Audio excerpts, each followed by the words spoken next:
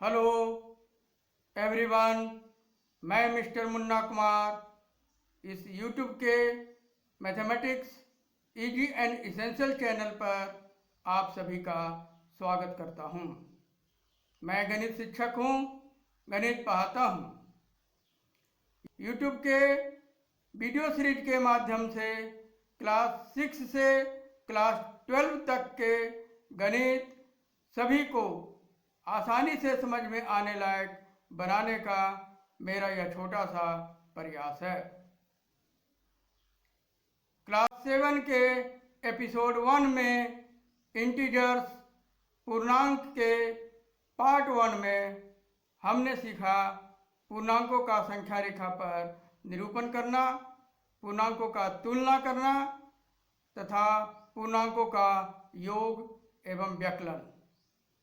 अब क्लास 7 के इस एपिसोड 2 में इंटीजर्स पूर्णांकों के पार्ट 2 में हम सीखेंगे पूर्व में एपिसोड 1 में सीखे गए विषय पर आधारित प्रश्नावली के प्रश्नों को हल करना। पूर्णांक इंटीजर्स के अंतर्गत हमने पिछले एपिसोड में अध्ययन किया, उसके आधार पर प्रश्नावली के प्रश्नों का हल करना सीखेंगे। क्वेश्चन 1, पूर्णांकों को आरोही क्रम में व्यवस्थित कीजिए। यहाँ कुछ पूर्णांक दिए हुए हैं जो धनात्मक भी हैं और ऋणात्मक भी हैं। तो इसे आरोही क्रम में व्यवस्थित करने के लिए सबसे पहले हम संख्या रेखा पर पूर्णांकों का निरूपण देखेंगे। हम इस संख्या रेखा पर देख रहे हैं कि बाईं ओर ऋणात्मक पूर्णांक है, दाईं ओर धनात्मक पूर्णांक है और आरोही क्रम का मतलब बढ़ते क्रम में लिखना है। तो बाईं ओर से दाईं ओर लिखते चला जाना है। तो इसके अनुसार नमिकल वैल्यू अधिक वाला ऋणात्मक पूर्णांक कौन सा है? तो -102 है। तो सबसे छोटा हो गया -102। तो पहले लिखेंगे -102। इसके बाद -52, उससे बड़ा हो जाएगा -37, उससे बड़ा -5, उससे बड़ा -4, उससे बड़ा 0। अब आ गया धनात्मक पूर्णांक। तो धनात्मक पूर्णांक में 0 से बड़ा कौन है? 7 और उससे बड़ा 34। इस तरह से ये आरोही क्रम में व्यवस्थित हो गया। दूसरा प्रश्न है, पूर्णांकों को अवरोही क्रम में व्यवस्थित कीजिए। यहाँ भी ऋणात्मक और धनात्मक दोनों तरह के पूर्णांक हैं। इसे भी हम संख्या रेखा पर पहले समझते हैं। संख्या रेखा पर अवरोही क्रम का मतलब है कि हम दाहिनी ओर से बाईं ओर जाएंगे। तो दाहिनी ओर धनात्मक पूर्णांक है, यानी पहले हमें धनात्मक पूर्णांक को लिखना है जो बड़ा है, यानी पहले हमें बड़ा लिखना है और उससे हम छोटा की ओर जाएंगे। तो हमारा जो संख्या दिया हुआ है उसमें सबसे बड़ा 20 है। पहले हम 20 को लिखेंगे, उससे छोटा 15 है, 15 को लिखेंगे, फिर 11, फिर 0, फिर -2 और तब -5। इस तरह से यह अवरोही क्रम में व्यवस्थित हो गया। अब प्रश्न 3 की ओर देखते हैं। उपयुक्त संकेतों बड़ा, छोटा, बराबर से निम्नलिखित रिक्त स्थानों को भरिए। यहाँ प्रश्न है -8 जोड़ -5। यहाँ बक्सा बना हुआ है, इसमें हमको बड़ा, छोटा, बराबर चिन्ह को भरना है। फिर इधर है -8 -5। अब इसे हम हल करते हैं। तो लेफ्ट हैंड साइड बायां तरफ जो है वो है हमारा -8 प्लस -5। तो इसको हल करने के लिए हम देखते हैं कि दोनों ही ऋणात्मक पूर्णांक है। तो दो ऋणात्मक पूर्णांकों का जोड़ ऋणात्मक होता है, इसलिए माइनस लिखेंगे और दोनों को जोड़ देंगे। 8 जोड़ 5 -13। अब हम राइट हैंड साइड दाहिनी तरफ जाएंगे तो राइट हैंड साइड में है -8 -5। अब इसको हल करेंगे। यहाँ हम देख रहे हैं घटाना है, तो घटाने का नियम हम सीखे हैं कि घटाने के लिए जिस संख्या को घटाया जाना है उसके योज्य प्रतिलोम को पहली वाली संख्या में जोड़ देंगे। तो 5 का योज्य प्रतिलोम -5 है, तो -5 को हम -8 में जोड़ देंगे। अब यहाँ पर दोनों ही ऋणात्मक पूर्णांक हो गया। दो ऋणात्मक पूर्णांकों का जोड़ ऋणात्मक होता है, इसलिए माइनस लिखेंगे और 8 और 5 को जोड़ देंगे। इस तरह से -13 मिलेगा।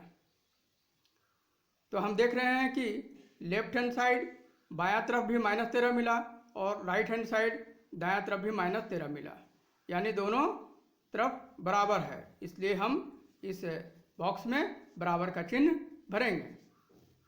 तो यहाँ हम बीच में बराबर का चिन्ह भर दिए। अब दूसरा क्वेश्चन हम देखते हैं। 39 जोड़ -24 -15 ये बक्से हैं, इसमें भरना है। 36 जोड़ -52 -36। तो इधर इस बक्से के बाईं तरफ लेफ्ट हैंड साइड में क्या है? 39 जोड़ -24 -15। इसको हल करेंगे तो जोड़ना है एक धनात्मक और एक ऋणात्मक पूर्णांक को। तो इसके लिए नियम सीखे हैं कि चिन्ह पर ध्यान नहीं देना है और बड़ा में से छोटा को घटा देना है। तो 39 में से 24 को घटा दिए। अब जो बड़ा का चिन्ह है, बड़ा 39 है, 39 का चिन्ह प्लस है, तो यहाँ प्लस लिख दिए, -15। अब 39 में से 24 घटाए तो 15 आया, +15 -15। अब यहाँ घटाना है, तो घटाने के लिए नियम सीखे हैं कि जो घटाए जाने वाले हैं पूर्णांक उसका योज्य प्रतिलोम को जोड़ देते हैं। तो -15 का योज्य प्रतिलोम 15 है, तो 15 को हम इसमें जोड़ देंगे। तो 15 जोड़ 15 30 हो गया। अब आते हैं राइट हैंड साइड दायां तरफ। तो दायां तरफ जो है 36 जोड़ -52 -36, इसको यहाँ लिखेंगे। अब यहाँ देख रहे हैं कि ये प्लस में है और ये माइनस में है, तो इसको जोड़ने के लिए चिन्ह पर ध्यान नहीं देना है और बड़ा 52 है, उसमें से 36 को घटा देना है और बड़ा का जो चिन्ह है वो यहाँ लिखना है, -36। तो 52 में से 36 घटाएं 16, -16 हो गया, -36। अब फिर यहाँ पर घटाव का चिन्ह है, तो इसका योज्य प्रतिलोम -36 का 36 होता है, 36 को हम इसमें जोड़ देंगे। अब यहाँ पर क्या आ गया? एक ऋणात्मक एक धनात्मक। तो बड़ा में से छोटा 16 को घटाएंगे और बड़ा का चिन्ह यहाँ लिखेंगे। इस तरह से हमें +20 मिला, यानी 20 मिला। तो लेफ्ट हैंड साइड बायां तरफ 30 था, राइट हैंड साइड दायां तरफ 20 है, तो लेफ्ट हैंड साइड बड़ा हो गया, इसलिए हम यहाँ पर बक्से में बड़ा का चिन्ह भर देंगे। अगला प्रश्न क्वेश्चन नंबर 4। पैटर्न पता कीजिए एवं इनको पूरा कीजिए। 7 3 -1 -5। अब इसके बाद हमें 3 संख्या भरना है, आगे क्या होगा? तो सबसे पहले हम देख रहे हैं कि यहाँ संख्या घटते हुए क्रम में है। 7 के बाद 3 घट रहा है, -1 उससे कम है, -5 उससे कम है, घटते हुए क्रम में है। तो हम क्या करेंगे? 7 में से 3 पहले घटा के देखेंगे कितना आया, 4 आया। फिर ये दूसरा संख्या जो है 3 में से -1 को घटा के देखेंगे कितना आया, 4 आया। फिर -1 में से -5 को घटा के देखेंगे कितना आया, ये भी 4 आया। तो इस तरह से 4 घट रहा है, तो हमें एक पैटर्न पता चल गया कि संख्या में 4 घटाना है। अब आगे हमको ये वाला संख्या जानना है यहाँ पर, तो -5 में 4 को घटा देंगे।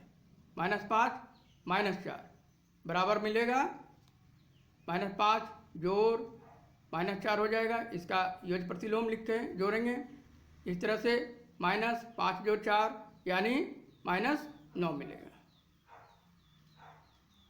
अब यहाँ पर तो -9 मिल गया। अब इस -9 में फिर 4 घटा करके अगला संख्या पता करेंगे। तो -9 में 4 घटाएं तो इस तरह से हमें -13 मिल गया। अब यहाँ -13 भी मिल गया। अब -13 में फिर 4 घटाएंगे, अगला संख्या पता करेंगे। तो -13 में 4 घटाएं, -13 अब घटाव है तो 4 का योग प्रतिलोम -4 को जोड़ना है। अब दोनों माइनस हो गया तो माइनस बाहर लिखेंगे, जो बड़ा है उसका चिन्ह को बाहर लिखेंगे और 13 दोनों ऋणात्मक है इसलिए ऋणात्मक होगा। 13 जो 4 को जोड़ देंगे तो -17 हो जाएगा। इस तरह से हमें 3 संख्या मिल गया, -9 -13 -17। तो 7 3 -1 -5 के बाद -9 होगा, फिर -13 होगा और फिर -17 होगा। इस तरह से हमें ये पैटर्न के आधार पर हम ये संख्या को पूरा कर दिए। अब हम दूसरा क्वेश्चन देखते हैं। -11 -8 -5 -2 के बाद 3 संख्या लिखना है। यहाँ हम देख रहे हैं कि -11 के बाद -8 है, -8 के बाद -5 है, यानी संख्या बढ़ते क्रम में है। तो हम क्या करेंगे, जो बड़ा है -8 में से -11 छोटा को घटा के देखेंगे। -8 -11 तो -8। अब घटाने के लिए इसका योग प्रतिलोम को जोड़ते हैं। तो -11 का योग प्रतिलोम 11 है, इसको जोड़ दिए। अब एक माइनस एक प्लस है तो इसको क्या करेंगे, बड़ा में से छोटा को घटा देंगे। 11 में से 8 घटा देंगे, अब बड़ा का चिन्ह लिख देंगे यानी +3 मिला। उसी तरह से -5 में से -8 को घटा के देखेंगे तो ये मिलेगा 3।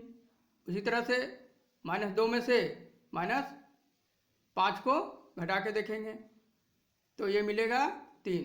यानी इसमें हम देख रहे हैं कि 3 की संख्या बढ़ रहा है।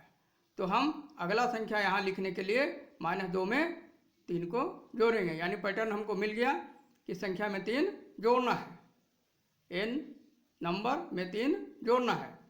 तो -2 में 3 जोड़ दिए तो क्या मिला, एक माइनस एक प्लस है तो भाग प्लस है तो प्लस यहाँ लिख दिए और बड़ा में से छोटा को घटा दिए तो 1 आ गया। तो यहाँ पर हमें मिल गया 1। अब ये जानने के लिए 1 में 3 को जोड़ेंगे, 1 जोड़ 3 तो 4 मिल गया, यहाँ मिल गया 4। अब आगे जानने के लिए 4 में फिर 3 को जोड़ेंगे, 4 जोड़ 3 7 हो गया।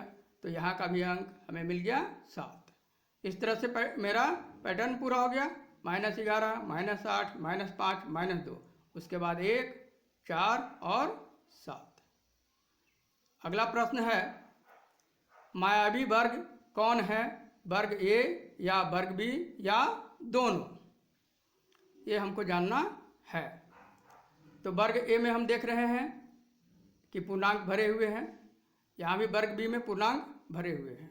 तो मायावी वर्ग जानने के लिए हमें इसके प्रत्येक पंक्ति को जोड़ना होगा, प्रत्येक स्तंभ को भी जोड़ना होगा और विकर्ण 5 -2 -3 एक विकर्ण हो गया, दूसरा विकर्ण 0 -2 -4, इसको भी अलग अलग जोड़ना होगा और देखना होगा कि सभी का जोड़, प्रत्येक का जोड़ अलग अलग बराबर आता है या नहीं। अगर आता है तो मायावी वर्ग है, नहीं आता है तो मायावी वर्ग नहीं है। तो हम वर्ग ए में देखते हैं। वर्ग ए में पंक्तियों के संख्याओं का योग करते हैं। पहला पंक्ति क्या है, 5 -1 -4। तो 5 जोड़ -1 जोड़ -4, इसको हम जोड़ेंगे। 5 बड़ा है, 5 में से 1 को घटा देंगे, जोड़ -4। तो 5 में से 1 घटाएं तो 4 आया, जोड़ -4। अब इसमें बड़ा में से छोटा को घटाना है, 4 में 4 घटा दिया, 0 आ गया। उसी तरह दूसरा पंक्ति -5 -2 7, -5 जोड़ -2 जोड़ 7, इसको भी जोड़ें तो 0 आ गया। उसी तरह से तीसरा पंक्ति 0 3 -3, 0 जोड़ 3 जोड़ -3, इसको भी जोड़े तो क्या आ गया? 0 आ गया। अब हम स्तंभ के संख्याओं का योग निकालते हैं। पहला स्तंभ 5 -5 0, तो पहला स्तंभ में हम जोड़ेंगे 5 जोड़ -5 जोड़ 0, जोड़ने से 0 आया। दूसरा स्तंभ क्या है? -1 -2 3, इसको जोड़ेंगे। दूसरा स्तंभ में -1 जोड़ -2 जोड़ 3, इसको भी जोड़ने पर 0 आया। अब हम तीसरा स्तंभ को देखते हैं। -4 7 और -3, इसको जोड़ेंगे। तीसरा स्तंभ में है -4 जोड़ 7 जोड़ -3, इसको जोड़ने से भी 0 आ गया। तो स्तंभ का जोड़ भी हो गया। अब विकर्ण को जोड़ते हैं। पहला विकर्ण है 5, पहला विकर्ण में संख्या है 5 -2 -3, तो हम यहाँ विकर्ण को जोड़ेंगे। पहला विकर्ण 5 जोड़ -2 जोड़ -3, इसको जोड़ने से क्या मिला? 0 मिला। उसी तरह से दूसरा विकर्ण 0 जोड़ -2 जोड़ -4, इसको जोड़ने से क्या मिला? -6 मिला। तो यहाँ हम देख रहे हैं कि प्रत्येक पंक्ति, प्रत्येक स्तंभ एवं प्रत्येक विकर्ण की संख्या का योग समान नहीं है। बाकी में 0 आया, लेकिन ये दूसरा विकर्ण में -6 आ गया, इसलिए समान नहीं है। इसलिए हम कह सकते हैं कि वर्ग ए मायावी वर्ग नहीं है। अब हम वर्ग बी पर ध्यान देते हैं। उसी तरह से वर्ग बी में भी प्रत्येक पंक्ति, प्रत्येक स्तंभ और प्रत्येक विकर्ण को जोड़ के देखेंगे। तो पहला पंक्ति 1 जोड़ -10 जोड़ 0, 1 जोड़ -10 जोड़ 0, इसको हम उसी तरह से जोड़ेंगे। क्या मिलेगा? -9। दूसरा पंक्ति, इसमें हम जोड़ेंगे -9। तीसरा पंक्ति -6 4 और -7, इसको हम जोड़ें, क्या मिला? -9। पहला स्तंभ 1 -4 -6, 1 जोड़ -4 जोड़ -6, इसको हम जोड़े, क्या मिला? -9। दूसरा स्तंभ -10 -3 4, दूसरा स्तंभ को हम जोड़े, यहाँ पर क्या मिला? -9। तीसरा स्तंभ 0 -2 -7, इसको भी हम जोड़े, क्या मिला? -9। अब पहला विकर्ण 1 -3 -7, तो पहला विकर्ण को हम जोड़ें, 1 -3 जोड़ -7, इसको जोड़े तो क्या मिला? -9। अब दूसरा विकर्ण -6 -3 और 0, इसको भी हम जोड़ें, -6 जोड़ -3 जोड़ 0, इसमें क्या मिला? -9। तो यहाँ हम देखते हैं कि प्रत्येक पंक्ति, प्रत्येक स्तंभ और प्रत्येक विकर्ण की संख्याओं का योग समान है, सब में -9 आ रहा है। इसलिए हम कह सकते हैं कि वर्ग भी मायावी वर्ग है। तो मेरा यह वीडियो कैसा लगा कृपया कमेंट बॉक्स में लिखें और मेरे YouTube channel mathematics easy and essential को शेयर एवं सब्सक्राइब करें, जिससे क्लास 6 से क्लास 12 तक गणित के विभिन्न शाखाओं पर आधारित मेरे आने वाले नेक्स्ट वीडियोज से सभी लोग लाभान्वित हों।